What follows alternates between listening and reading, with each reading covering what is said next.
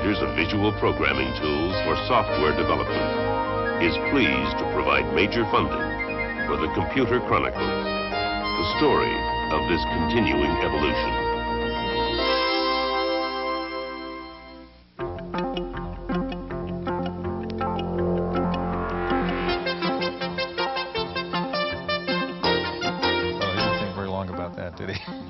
We knew that was going to happen. Welcome to the Computer Chronicles. I'm Stuart Chaffee. Sitting in for Gary Kildall this week is Herb Lechner of SRI. Herb, we think of chess as the ultimate game of skill, a game that requires mental agility, intelligence, if you will. Yet here I am playing a game of chess with a computer, which is analyzing board positions and applying a certain kind of intelligence to figure out what its next move should be. That's the subject of our program today, artificial intelligence. And in some people's minds, AI suggests attempting to duplicate the way a human brain works. Is that what AI is, in fact? Not in most modern AI research, Stuart.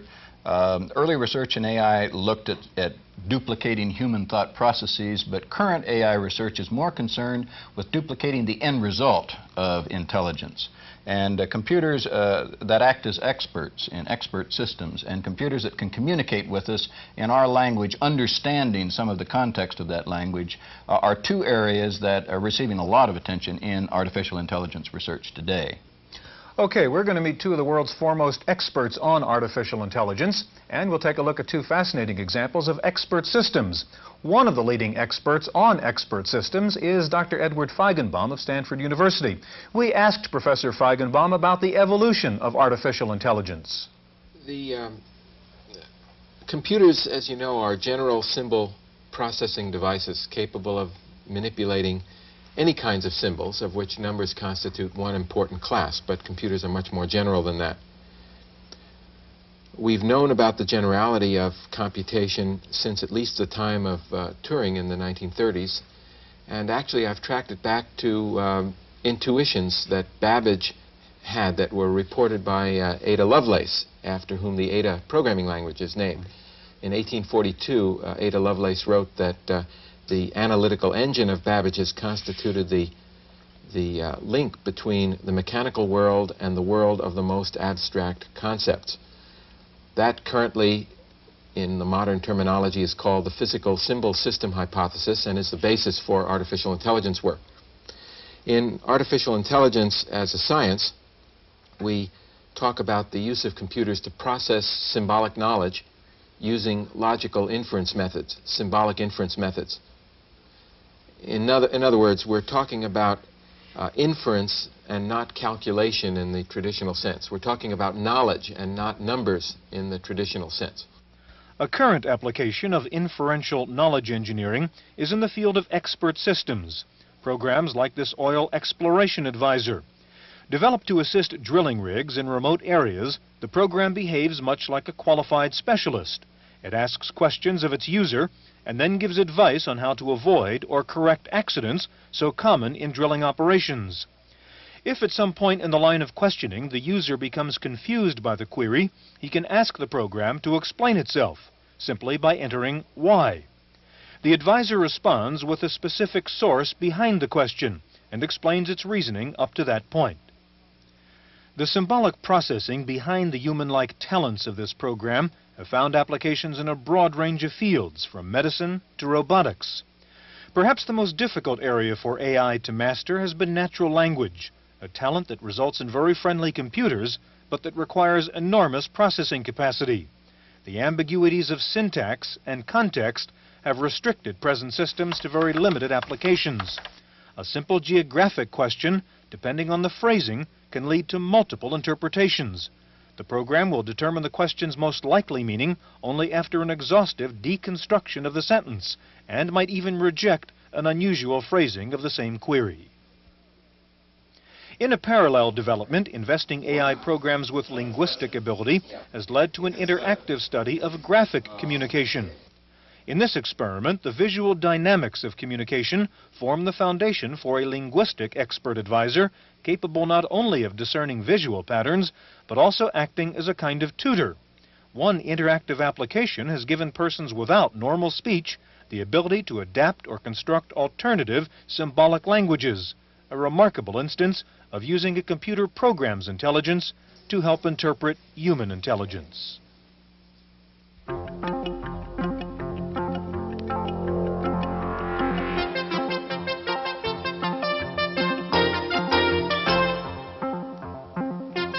Joining us now is Jeffrey Perrone. Jeffrey's a management consultant involved in expert systems for micros, and Niels Nielsen, director of the Artificial Intelligence Center at SRI International.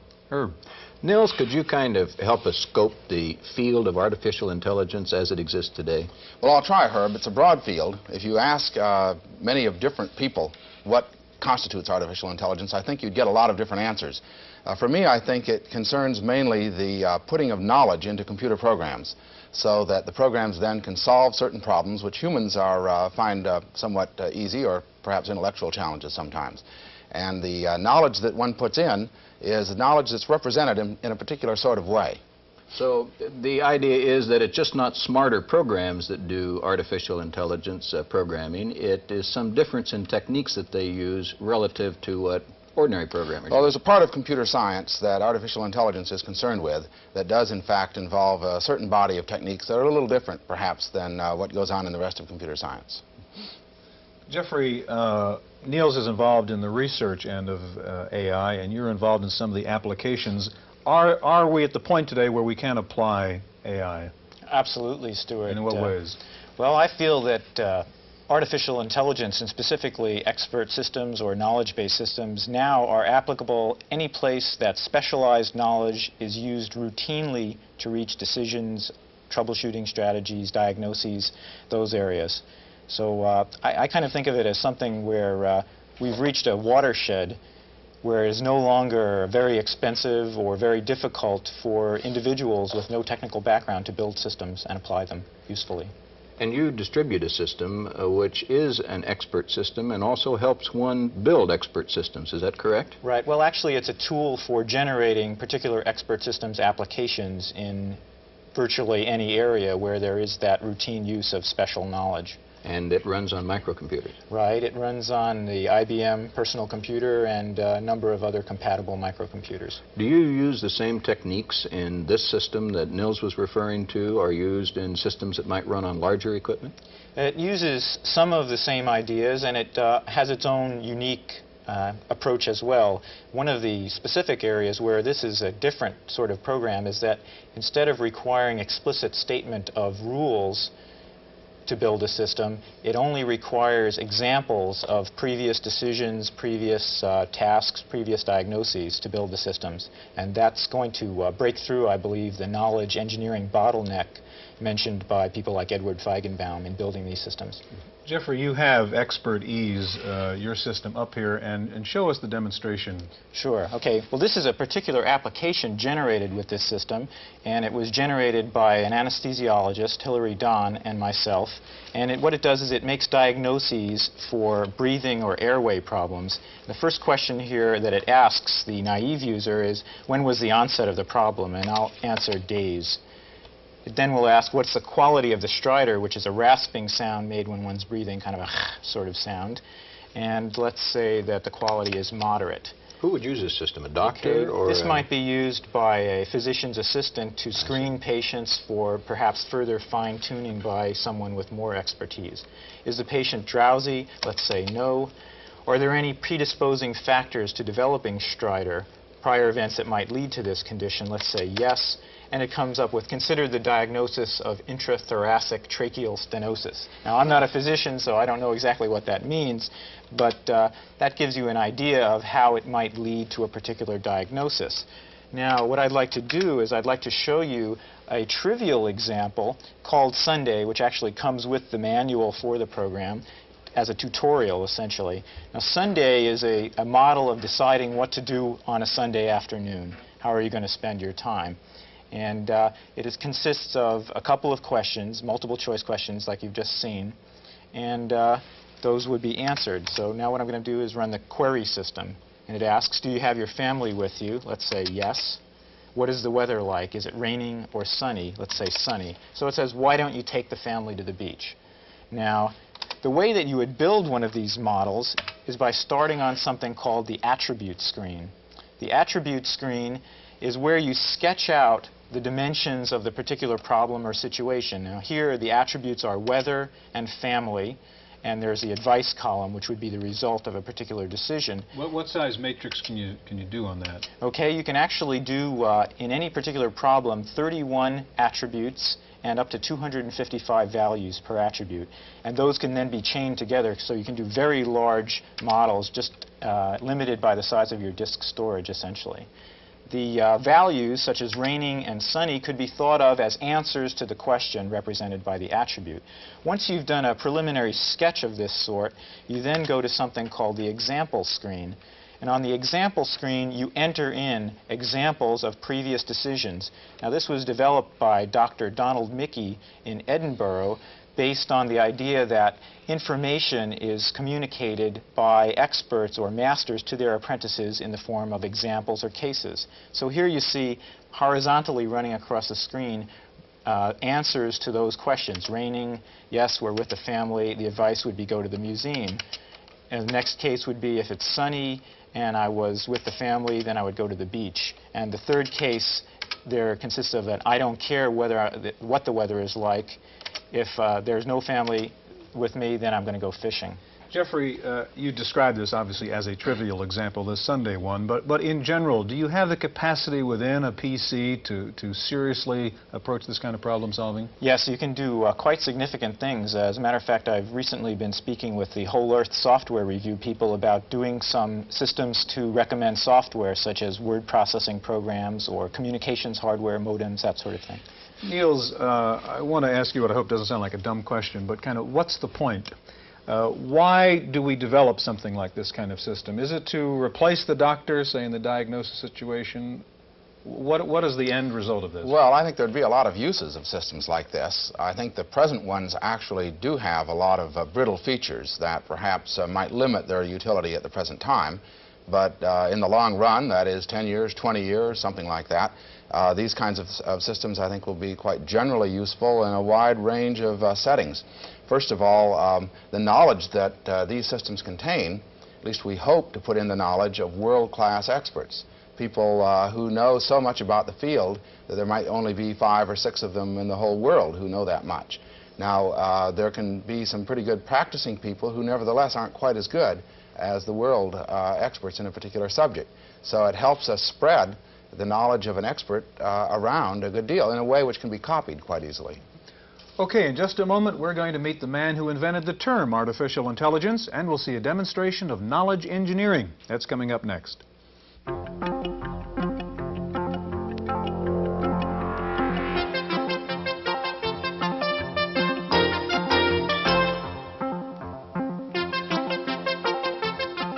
Joining us now is Tom Kaler. Tom is Director of Applied Artificial Intelligence at Intelligenetics.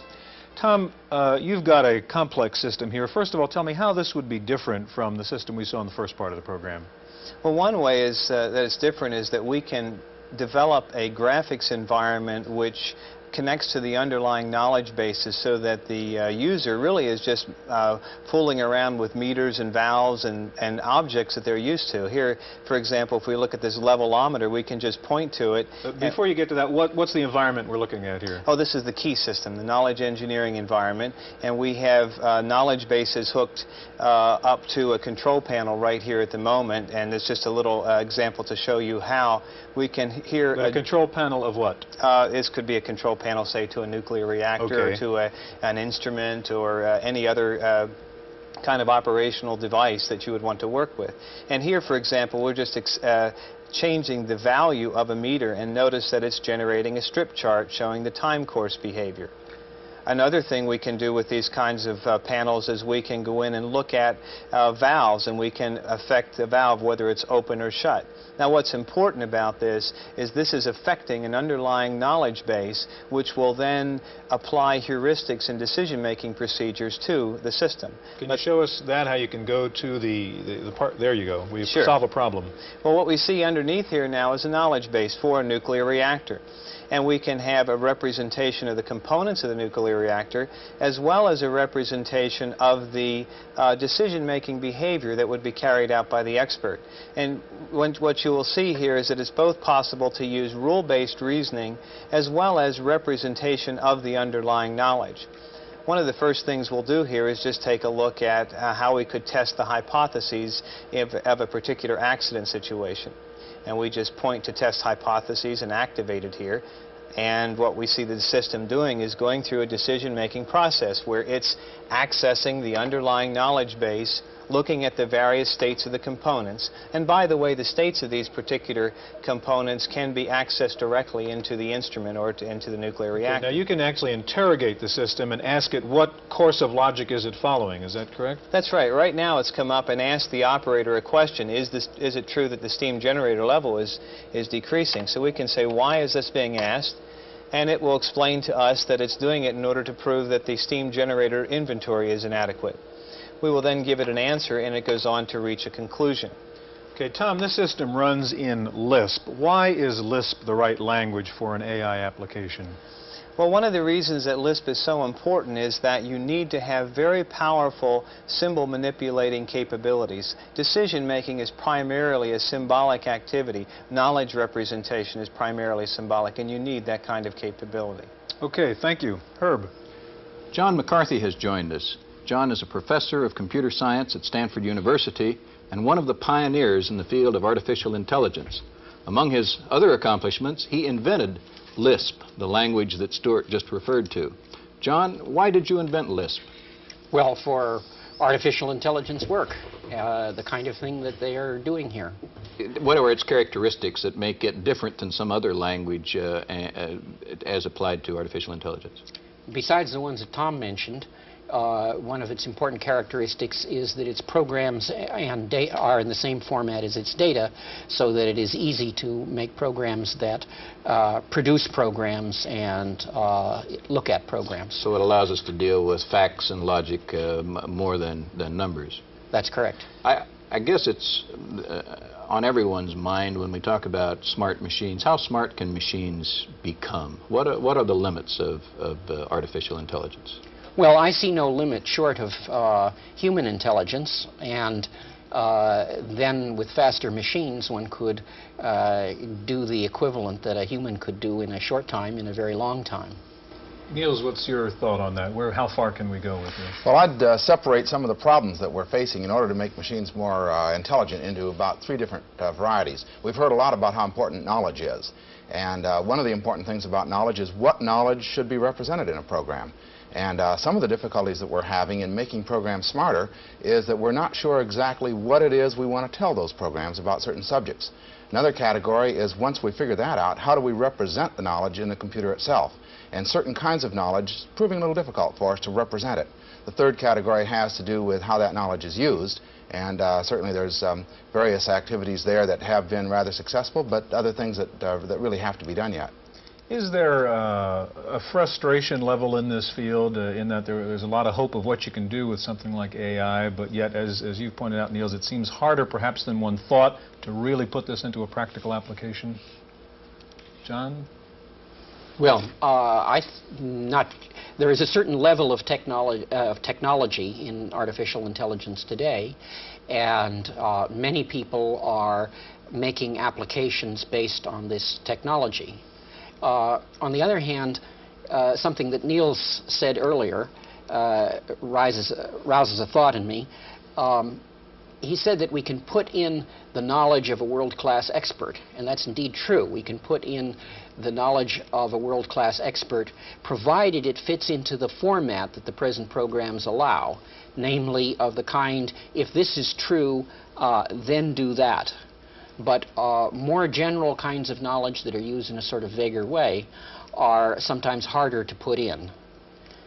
Say, in the medical diagnosis area, at the beginning of the program, we had a simple example of medical diagnosis. There were several systems developed, and yet there were problems, in fact, in using that. What were those problems? Well, I'm not sure what were the problems of those specific systems. However, to take a medical example, one can make a definition that a container is sterile if all the bacteria in it are dead. However, this piece of knowledge is not used in a special way to determine whether a container is sterile by examining each of the bacteria. It's used as part of more general facts, like if you heat the container enough, then the bacteria will be all killed, and the fact that if the container is not sterile and you empty it out onto a culture medium, then you'll get colonies of bacteria. And the still further fact is important, that if you leave the bacteria in food, then they will spoil it. Niels, where do you see the future practically going in AI? What's the biggest potential market, if you will, for these kinds of applications? Well, it seems to me that expert systems, as they have been going along, probably represents a rather large market, and we'll continue to develop systems that are less brittle over the next 5, 10, 15 years. Another very important application is computer programs that are able to converse with humans in English, everyday ordinary language. And that's going to make computers accessible to a much wider variety of people. We have just about a minute. I like your phrase, brittle. Explain more what you mean by a brittle system.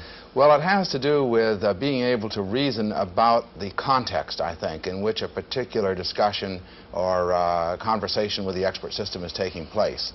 If the information that's needed to reach a certain conclusion is there and is there explicitly, then the system is usually able to come up with some reasonable answer. If it has to have what you might call common sense knowledge, knowledge that all of us learn by the time we're 10 or 15, then it has a good deal more difficulty and, as a matter of fact, fails in many of those cases. So, ironically, common sense is the most difficult thing.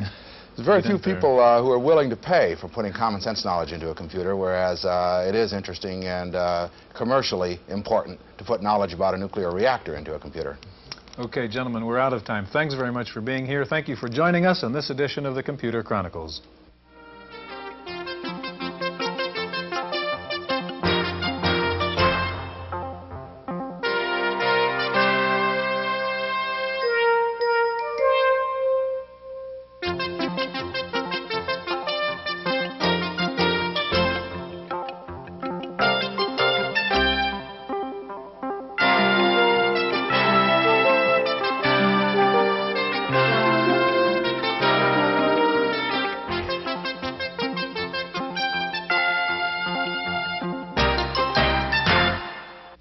Microfocus, creators of visual programming tools for software development, is pleased to provide major funding for the Computer Chronicles, the story of this continuing evolution.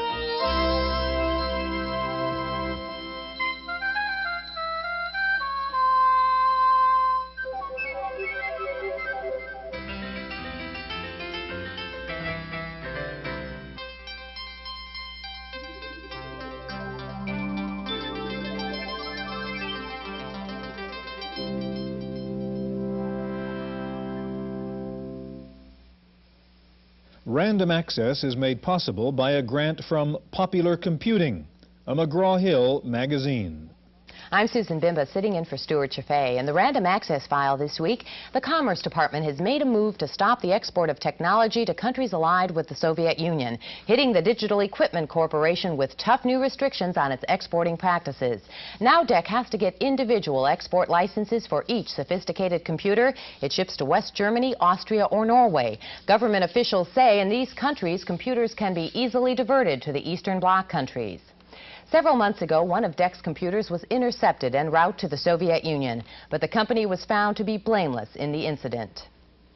Despite a strong lobby by the high-tech industry, President Reagan has given the Pentagon power to advise the Commerce Department on computer and high-tech exports to all foreign countries. The Pentagon already had the right to advise about applications for exports to communist countries. The Pentagon feels its input would help cut down on the number of computers that get diverted from non-communist countries to communist ones.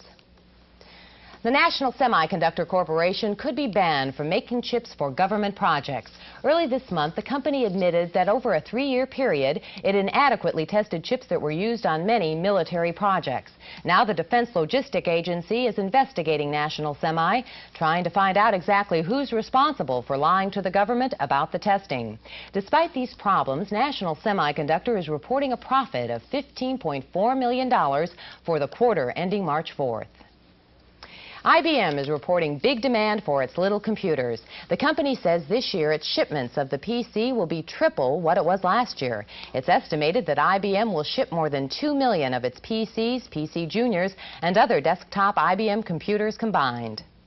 And now that IBM is making its own portable computer, it looks as if Compaq, a maker of IBM-compatible portables, will be lowering its prices. So far, no date has been given for the price cut, but industry insiders say it will probably be around the beginning of April. Right now, the Compaq portable sells for $2,995. That's $200 more than the IBM portable. With a projected $500 cut, the Compaq will sell for $300 less than the IBM portable.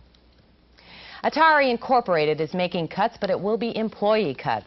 The video game maker says it plans to lay off about 300 workers. At the same time, an Atari spokesman says there are plans to expand the sales and engineering staffs by about 100. Last year, the company lost over $500 million, laid off more than 2,000 of its Bay Area workers, and moved part of its operation to Taiwan and Hong Kong.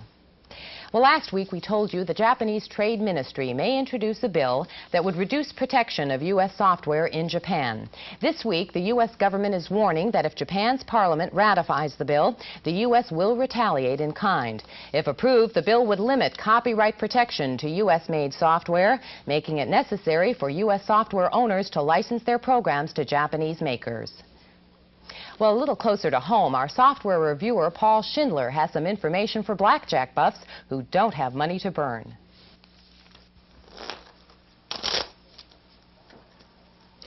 If you gamble in Nevada or Atlantic City, that's a familiar sight, the shuffling of blackjack cards, usually accompanied by the sight of your money being swept in by the dealer at the end of the round. Well, if you're tired of losing, there's a computer program for you. It's Ken Houston's Professional Blackjack. Now, it's pretty rare when the writer gets top billing when they name a computer program, but Houston deserves it. He's a former official of the Pacific Stock Exchange, and now he's a full-time gambler. Of course, some people would say that isn't much of a switch, but anyway, on a recent trip to Las Vegas, Houston was kicked out of 5 casinos after winning more than $3,000. Now, most computer blackjack games will just play blackjack with you. But the Whole Earth Software Catalog and Review says Houston's Professional Blackjack will teach you how to play the game and win using various point counting methods. The graphics are crisp, the table is green, the cards realistic looking, and the sound is good too. You can hear the cards hitting the table. Another use of sound, the program advises you on betting and card play, and it beeps at you when you goof. Ken Houston's Professional Blackjack is $70 from Screenplay in Chapel Hill, North Carolina. For Random Access, I'm Paul Schindler. Next week, Paul reviews Volkswagen Deluxe, and that's it for this week's Random Access. I'm Susan Bimba. Random Access is made possible by a grant from Popular Computing, a McGraw-Hill magazine.